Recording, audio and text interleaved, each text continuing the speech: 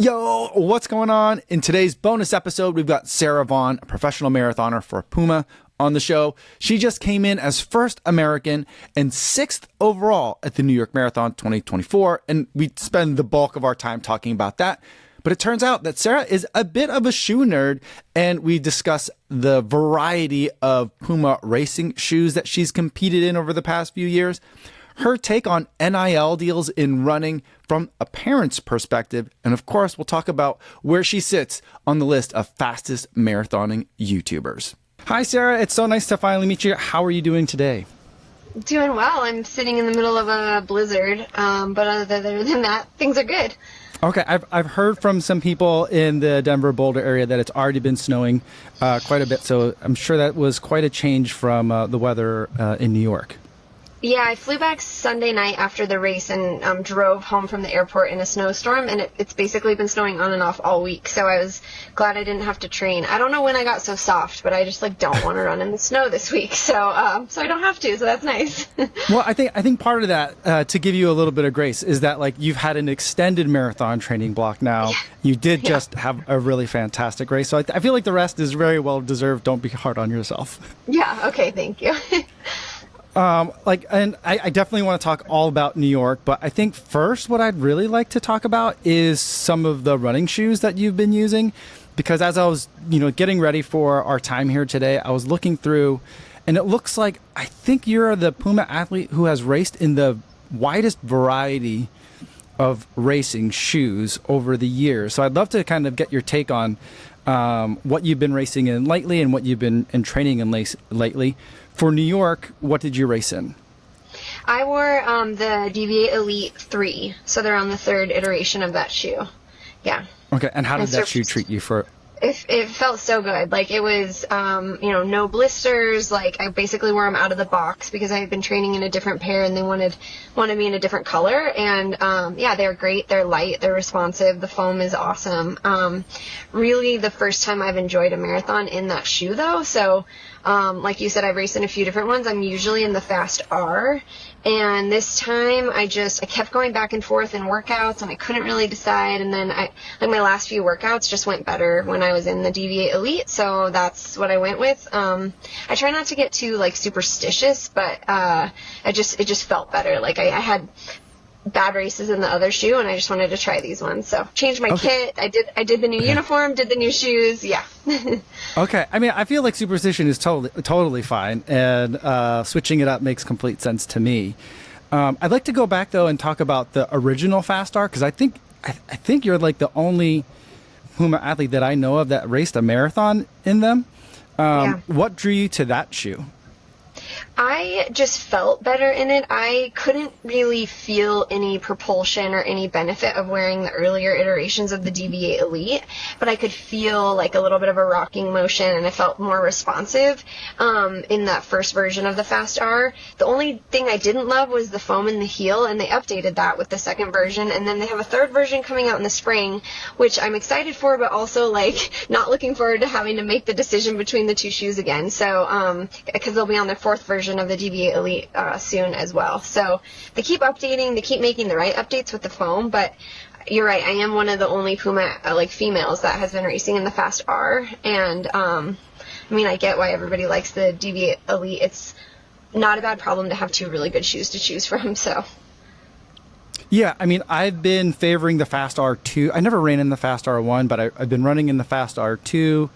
And I've been really enjoying that one. Just the only thing is that it gets to be a little bit heavy after a little while, and so I have been switching over to the Nitro Elite 3, the DV8 Elite 3, just because it is so lightweight, and it still works for me in terms of my mechanics. So I'm guessing it was kind of a similar situation for you. Yeah, I think in my head, I'm always if I'm running, maybe faster than 5-minute pace, for sure, I'm in the Fast R. So look for a 10K or something. But you're right, it is a little heavier. There's the DV8 Elite 3 is quite a bit lighter, even if you're just holding them in each hand. That one is quite a bit lighter. So, and it works for my stride, especially if I'm only going, 5:30s or something. So they both seem to work. I haven't done any scientific treadmill testing at the Puma labs to see which one, but I've done some stuff on my own. I felt like they both work for me, but yeah, I just was leaning a little bit more towards the DV8 Elite. Yeah, I mean, I don't know if I'm allowed to say this, but I have tested the Fast R3, or at Okay. least a very early version of it. And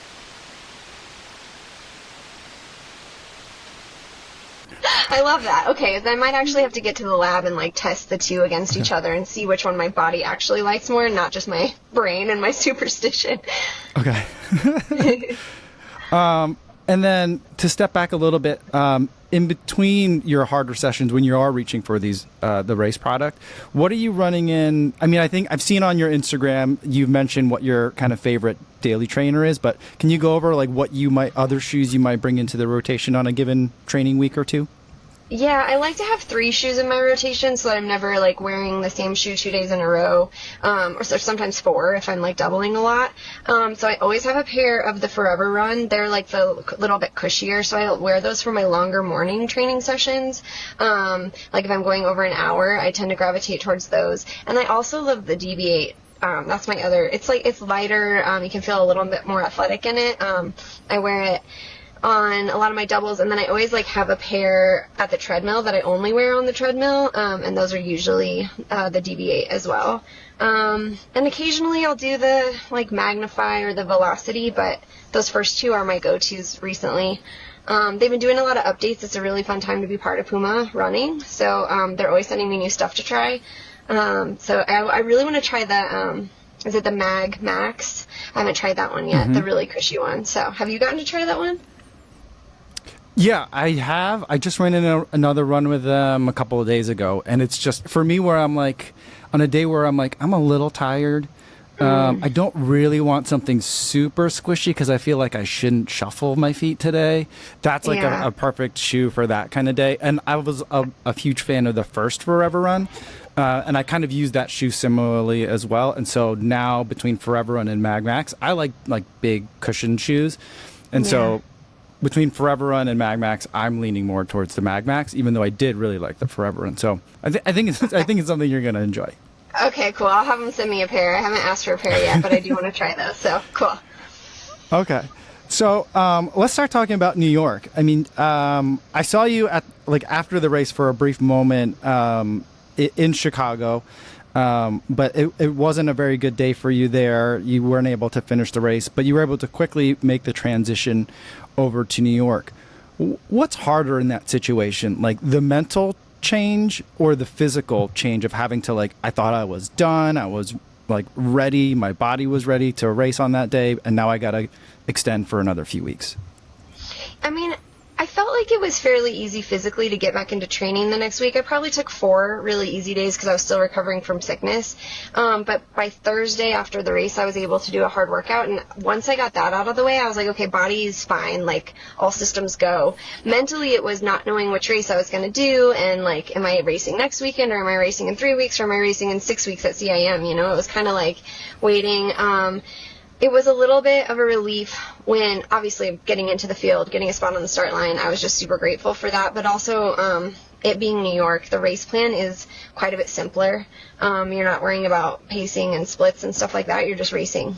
So, like, in a way, that was really freeing. When we sat down before New York the night before with my coach, and I was expecting some sort of race plan, he was basically just like, keep it really simple, just stay with the group and then don't make any moves, and then in the last 8 miles you can do what you want.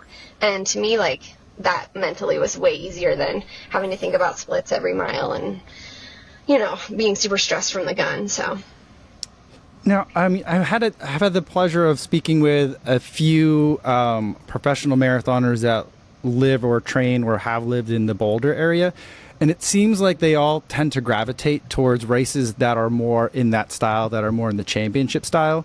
Do you think it's a coincidence, or do you think there's something about training in Boulder that kind of lends itself to athletes preferring that kind of like, you know, let's put the pacers aside and let's just throw down and see who's there at the end of the day?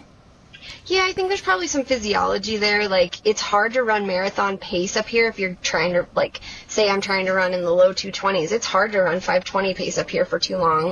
You have to kind of break it up into intervals. So it's almost like, yeah, if you can just like get hard training in and not have to worry so much about splits, it makes sense that people that train here want to go for those races that are a little more forgiving on pace.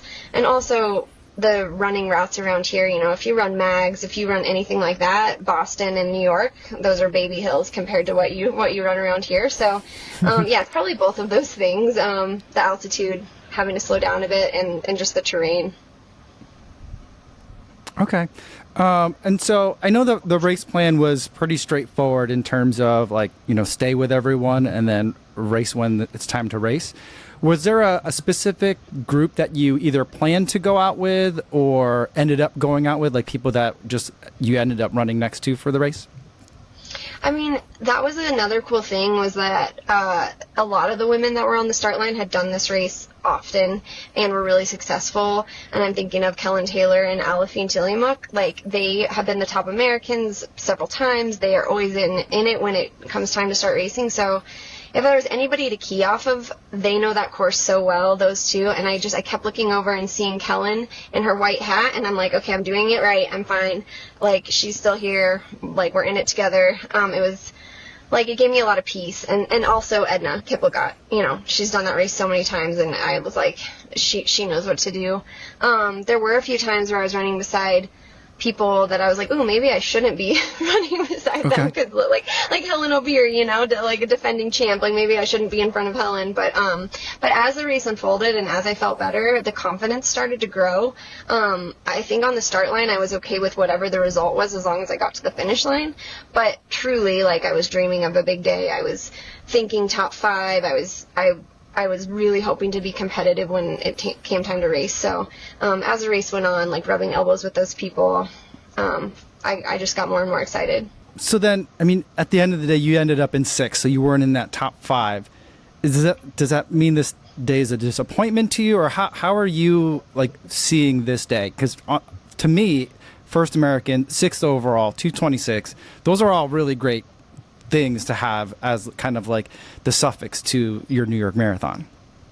Well, one thing Alistair did say to me before the race is, like, he's like, you don't know what a good day at New York is until after the race is over. And so I think, you know, going into it, having these arbitrary goals of top 5, or like even a time goal of like, oh, maybe I want to run under 228 on this course, but you don't really know until the race plays out what's actually good. And I think just the response I've gotten and just trying to be objective and look at my race, definitely not a disappointment. I mean, I ran against some really awesome names, some people that I, had never beaten before, and being top American on an international stage, I'm obviously really proud of that. So, no, definitely no disappointment. I think, you know, that's always a struggle for us, like, super competitive people, is like when you finish, you always wanted a little more, or maybe you thought you could have done a little bit more, but it just makes me excited for future races. Yeah, and I guess to kind of take a look at it another way, like, I mean, I feel like, you know, you had the disappointing result in Chicago, and I think some of your races early in the year weren't exactly what you were hoping for.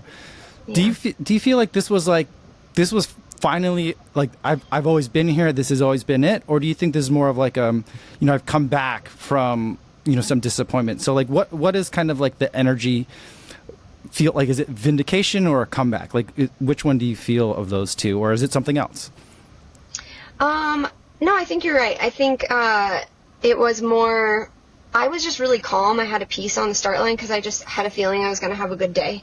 And I knew I needed to get to a finish line, not because of, like, contract stuff or outside pressures, but just because, like, I had disappointing races. I DNF'd at the trials. Obviously, Chicago was super disappointing, so I just wanted to get to the finish line. I just knew, like, I knew I was going to have a good day. I think my result in New York is also, like, a little bit of a level up compared to what I have done before. You know, I would say, like, it put me into a new, you know, level of marathon runner that maybe I didn't consider myself before. So it was kind of all of those things. I mean, it was, yes, I knew I could do it. I thought I could do it, but then actually, like, getting to the finish line and being excited about the result and leveling up a little bit was pretty exciting. Yeah, I mean, I had my position seeing the finish was in the East Grandstands, and it was exciting for us to see you coming in as first American, for sure. Couple of less serious questions now about New York. Okay. You've raced CIM, Boston, and New York now. Which of those races has the worst pre-race bus experience? Oh, gosh. Well, okay, I think CIM is super chill. Like, it's a laid-back California, roll up to the start line, like, oh, you just walk up, nobody checks your bib. It's like, somebody offered me a extra gel on the walk over. Like, it was just very chill. I think for a first marathon experience, it was perfect. I think I had a little bit of an odd experience because in New York, because on the bus over, we were kind of late getting to the venue. Like, it felt very rushed, and apparently I was maybe so focused I wasn't paying attention, but apparently there was some sort of traffic incident on the bridge on the way over there, and everybody was kind of late getting to the start line. So, like, basically as soon as we got to Ocean Breeze facility, the indoor track to warm up, we, like, jumped out and had to start running immediately to warm up and then, like, rush back to the start line. So that part, like, the bus ride itself just was long, like, super, super long, and I didn't know that was abnormal. So maybe in this case, New York was the worst bus ride over. But maybe next year it'll be different. Okay. And then which do you think is the harder course, Boston or New York? Well, I gotta say Boston still, but everybody tells me New York is harder, so just in my personal experience, Boston hasn't gone well. I've had tough days there. But now I'm intrigued in a different way. Like, part of me has always wanted to go back to Boston to, like, figure that course out and try to conquer it, and now I'm like, okay, New York went well, and everybody says Boston's easier, technically, and I love downhill running, so maybe I just gotta figure it out again. We'll see. Yeah, I mean, that was the immediate reaction I had. Like, the moment I finished at Boston, I was like, ooh, that course is tricky. I got to figure that out better. I feel like there's other ways that I could really, like, kind of overthink it and just really get into it. That's the first reaction I had finishing Boston, too. Okay, so what did you figure out? Like, what do you have to do better? I'm curious your tips. I don't have any tips, especially not for you. I think my resolution has been I have a lot of fun watching other people run Boston and cheering from the sidelines. I feel like that has been the most rewarding and successful thing for me to do. I think I could easily go down the rabbit hole and spend the next decade trying to figure it out, and I'll never figure it out, which may be the best thing about it. But I'm happy with how I did, and now I'm on cheer squad. Okay, got it. So now let's talk a little bit about what's coming next. Right now, hopefully you're in a well-deserved off season. You're recovering now? Yeah, I've jogged a few times this week just to get some blood flow and get rid of some soreness. But I'll take the rest of this weekend easy, and then next week I'll probably run with my daughter a bit. I'm going to pace her on Tuesday night at a track race they do as a little tune-up.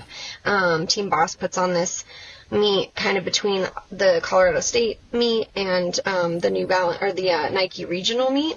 So last year I got to pace Kiki and like Addie Ritzenhein in the 2 mile, and so this year I'll pace my my other daughter, my second daughter, in whatever race she gets into, and then hopefully just kind of train with her for a few weeks, and I hope to train with Kiki when she's home for Christmas break before I have to get back into a spring marathon build. Okay. That sounds really fun. My daughter is 12, and she just started running cross country. And so at this point, I think I'm still faster than her by a little bit. But where do you stand with your two children, or your daughters that are running that you mentioned? Yeah, no, I mean, I think it depends on the workout. Like, anything over a mile interval, I'm fine, but, like, they're so speedy. Like, Kiki told me last week she did a bunch of aerobic work, and then she finished with, like, some low 40-second 300s, and I'm like, yeah, no, can't do that anymore. So, yeah. Kids today. So, I know, right? So, don't plan on doing, like, if it takes spiking up, I'm probably going to bow out. I will, at that point, hold the stopwatch, but, like, easy runs and, like, long runs, I'm just happy to kind of do their training, get a little turnover, and then probably have to like supplement with some mileage for the next few weeks. But that's what I did this summer, and I feel like it was really refreshing for me just to train with my kids for a few weeks as like an off season. And I'm still like doing hard workouts, but I'm not like doing crazy workouts. Okay. Something I wanted to ask you related to the topic of your kids, though, is like your older daughter's in college now, and you have a YouTube channel. You are a professional runner, and I wanted to know, like, are you talking to her about social media as it pertains to running in light of like we're in the new NIL system, where it seems like people that may be aspiring professional athletes at some point are kind of starting or putting in foundation work now, maybe even before they get to college? Like, what are some of the conversations that you've had, or you don't have to tell us exactly what you've said, or like, what are some of your thoughts on like younger runners and social media? Yeah, I actually think that's such a good question. I've been a little conflicted because raising them around technology, we've always tried to be really smart. Like, you have private accounts, you don't share your location, you don't overshare, you don't, even with Strava, like, you don't share when you run from your home, you don't, like, run too predictable of a schedule, things like that. So I do kind of struggle with, like, I understand, she's got teammates who are getting NIL deals that are, paying for their rent, and I get the motivation there. She is on par with that, and I think, like, she has an opportunity to make money, so I want to encourage that, but it is kind of tricky because, like, we've been so protective of them on the internet that it's like, I don't know, it's kind of at odds. So we're just kind of navigating that. Like, we're still kind of figuring it out. I do think that when it comes to, like, stuff that I'm not an expert in, like NIL, that I lean on people who are. So I actually have a friend who has an NIL, like, not an agency, but like a resource for college students. Her name's Carrie Martin, and she has this, like, resource group that connects the athletes with sponsorship deals, and she kind of navigates that for them. And I think if you can just, like, outsource to people who know better than you, that's my best advice. All right, that sounds very reasonable. To wrap up for today, I want to talk a little bit about your YouTube channel. I've been a big fan of it for a long time. I've been following whenever you're putting out build-up and kind of series as you go through different marathons. And I recently talked to Rory Linkletter, who's also a very fast runner, also runs for Puma, and is making YouTube videos as well. And I asked him if he knew where he stood on the list of fastest marathoning YouTubers. I did a men's list for him. And I'll ask you the same question. Where do you, on my unofficial list that I've compiled, spending a whole 5 minutes looking at it, where do you think you fall on the list of fastest marathoning YouTube women? Oh, gosh, I don't know. I don't know if I've ever thought about that. I'm trying to think who else is out there. I know Nell has a channel. I don't know. You have to tell me. I forget. I in my exhaustive research, I didn't put Nell Rojas on the list. But here's what I have on the list, and I have you coming in at kind of an asterisk number 2. I really think it kind of should be number 1, but here's where the list goes. Okay. Number 1, I have Molly Seidel. Oh yeah. A lot of 223 marathoners. So she's a 223 marathoner. Here's where I think it's an asterisk. She's on social media a lot. She's on YouTube a lot. But I feel like her own channel hasn't been updated since December of 2023.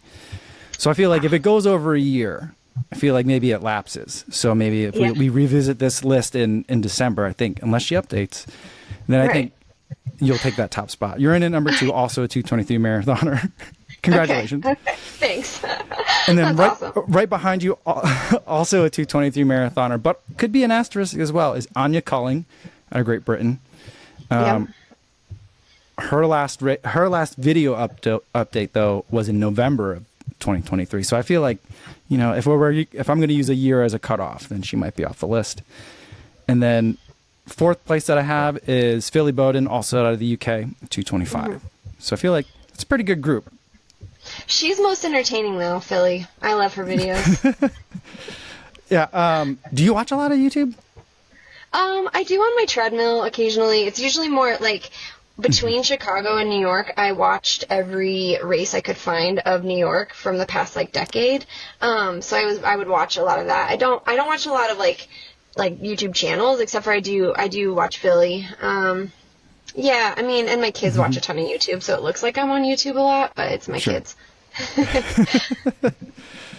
I'm guessing like a lot of running adults, your algorithm is all sorts of weird because your kids are on there too. So weird. Like, I'll be watching, New York 2017, Shalane wins, and then it's like Coco Melon. And I'm like, what? Awesome. Well, I don't want to take too much more of your time. Thank you so much for talking with us. And I hope you have a really great recovery. And I look forward to hearing where you're going to be racing next. Thank you. Thanks for chatting. Thanks, everybody, for making it all the way to the end of this interview. Thanks for watching and for listening. I did want to come on here really quick and make a bit of a correction to the fastest marathoning YouTubers list. I had incorrectly put down in my notes Anya Culling's PB. So she actually has a 2:34 PB, not a 2:23. So that moves her down a couple pegs. And I've also added Nell Rojas to the list. She has a 2:24 marathon PB. It doesn't affect Sarah's time at all. She's still number 2 on the list with her 2:23, and as long as Molly doesn't make a new video on her channel in the next month, she'll be moving up to number 1. So that's the list. It's in the show notes now. You can check it out and let me know if there's anyone I forgot.